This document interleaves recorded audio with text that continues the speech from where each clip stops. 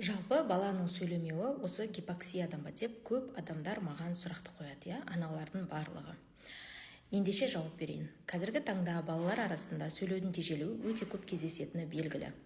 Бірақ бірден бір балалардың сөйлеуінің кешігуінің ең жиі себептердің бірі әрине гипоксия. Бірақ баладағы бүкіл сөйлеудің кешігуі тек қана гипоксиядан болады деген ол қате түсінік. Себебі сөйлеудің кешігуіне әкелетін түрлі себептер өте көп. Ең алдымен осы гипоксияны айтқан кезде мен алдыңғы видеоларымда гипоксияға әкелетін бірден бір себеп ол бізде анемия деп айтқан едім.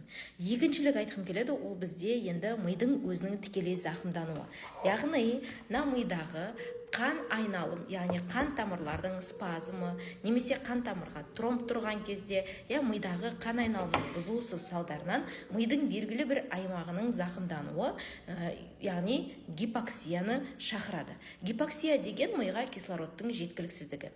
Яғни қараңыздар, қан тамырдың қысылуынан пайда болған гипоксия негізінен бізде қан айналымының бұзылысы, ол бізде инсульт болып табылады.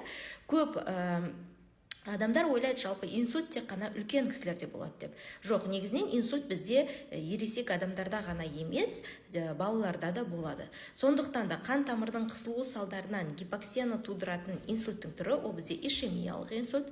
Ал егерде қан тамырдың жарылуы нәтижесінде, бізде қан құйылу салдарынан болатын гипоксия, ол бізде геморрагиялық инсульттың себебі болып табылады. Сол үшін, когда баланың миындағы гипоксияны айтқан кезімізде, біз баланың миындағы қан айналымды ескеруіміз қажет.